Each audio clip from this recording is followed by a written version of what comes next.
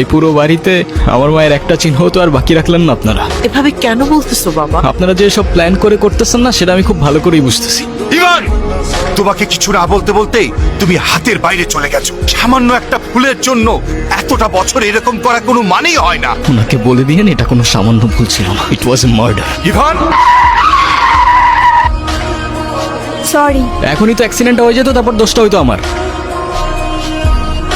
নাম কি? নূপুর। ফাঁকা রাস্তা, একা একটা মেয়ে মানুষ, তার উপরে আবার বিয়ের সাজে, রিস্ক তো আছে বল। আপনি মনে হয় একটু বেশি কথা বলেন না? যা বাবা, আমি আবার কি এমন বললাম? আপনি সত্যি আমার অনেক বড় উপকার করলেন। আমার একটা ফ্রেন্ড আসবে, আপনি তাহলে যান। হ্যাঁ, ওকে। আপনি আবার এদিকে একা একা চলে আসছেন কেন? আপনার ফ্রেন্ড আছে নাই? আপনি ওকে ফলো করতেছেন আমাকে? হ্যাঁ, আমিও ফলো করতেছি আপনাকে। নেন। সরি, আসলে আমার একদমই খেয়াল ছিল না। আপনি কি আমাকে একটু শ্যামপুর স্টেশনে পৌঁছে দিতে পারবেন? ওকে, প্যারা নাই, চলেন বাসায়। জানে কি এই যে পালিয়ে বিয়ে করছেন?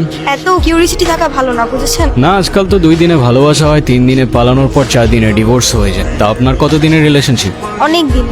আপনার কল আসতেছে, কলটা ধরেন। কি হলো, থামলেন কেন? আমার ক্ষুধা লাগছে, খাইতে যাব। আপনি খাবেন? না। ঠিক আছে, খাইলে আসেন, না খাইলে নাই। আচ্ছা, আপনি কি মানুষ বলুন তো? একটা মেয়ে না করলো আর সাথে সাথে তাকে রেখে চলে আসলেন? আপনার ভাগ্যটাও ভালো, আমি আপনাকে 2বার জিজ্ঞাসা করছি।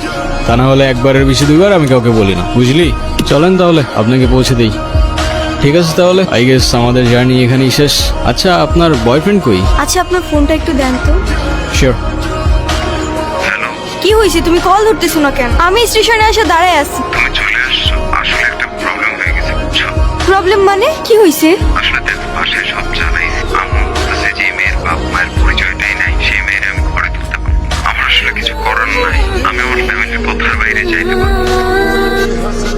নেন, এই শহরের মানুষগুলোর জন্য কান্না করে লাভ নেই, মুখটা ধুয়ে ফেলেন, আর পারলে সাথে নিজের কষ্টগুলোও মুছে ফেলেন। বলছিলাম না, আজকাল মানুষের 2 দিনে ভালোবাসা হয়, 3 দিনে পালাই গিয়ে 4 দিনে ডিভোর্স হয়ে যায়। আপনার তো তাও ভাগ্য ভালো, আগেই কাহিনী শেষ। আমার সাথে বারবার কেন এমন করে বলতে পারেন? সে যেহেতু আসে নাই, আপনি বাসায় ফিরে যান। না, আমি আর ওই বাসায় ফিরতে পারবো না। ফিরতে চান না মানে? ঠিক বুঝতে পারলাম না। মা বাবা হারানোর পর আমি আমার মামা বাড়িতেই বড় হই। কিরে এত দেরি হলো যে? জায়গা যাও, বেতন দিছে না? মামা দিছে। তো খারাপ আছিস কে? টাকাটা দে। এনে এই 500 টাকা তোর কাছে রাখ। আর তোর মামি আসলি কোষ? আমি হাটে গেছি। মামার একটা বদ অভ্যাস, মামা জুয়ায় আসক্ত। 3 বেলা না খেয়ে থাকলেও তার জুয়া ছাড়া এক মুহূর্ত চলতো না। আর তার জুয়ার সঙ্গী ছিল জাহাঙ্গীর। আরে বাস মিয়া, তুমি আর খেলো না। এমনি তোমার মেলা টাকা বাকি পড়ে আছে। এমনি খেললে তো বাড়িঘর বন্ধ থাকতেও। এর থেকে তোমার আমি যেটা কইছি সেটা তোমার লেগে ভালো। জাহাঙ্গীর নিজের স্বার্থ উদ্ধারের জন্য সবকিছু করতে পারে। সুযোগ বুঝে আমাদের বাড়িতেও চলে আসে একদিন। রেখা, এগুলো ওরে পড়ায় নিয়ে আসো। আজকে জাহাঙ্গীরের লগে ওর বিয়া। মাইয়াটার তো কিছুই কর নাই। বেশি কথা বাড়ানো তো। যাও, ওরে রেডি করে নিয়ে আসো, যাও। এই কান্তাছস কেন? তোরে না একটা পুলায় ভালোবাসে, ওই পুলাটারে কল দে। কল দিয়া পুলাটার সাথে পালায় আসা। তোর জীবনটা নষ্ট করিস না। রনি আমাকে সব সময় বলতো ও নাকি আমাকে অনেক ভালোবাসে, আমার জন্য সবকিছু করতে পারবে।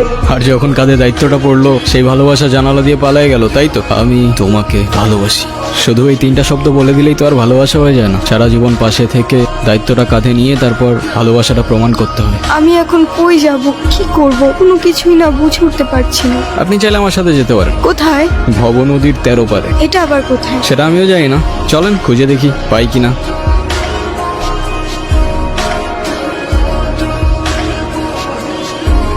কি হলো? টিউবওয়েল শেষ। এখন উপায়? আরে সেটা তো আমিও বুঝতেছি না। এ বাস বাইরো, এই কিরা? নিজের ভাগ নিলে ভাগাই দিয়া তুই আমারে কইতেছস পাইছো? শালা টাকা দে, তুই আমার টাকা দে। এইসব কি কইতেছস জাহাঙ্গীর তুমি? এত টাকা আমি কই পাবো? তুই টাকা দিবি, আনালে তোর ভাগ নিলে তুই আনবি। ওর সাথে বিয়ে হওয়ার আগ পর্যন্ত এই শিরনে আমি খুব। মোস্তফা কে? আমার বাবা। মা আর আমি অনেকদিন বায়না করার পর অবশেষে একদিন বাবা আমাদের ঘুরতে নিয়ে যায়। মা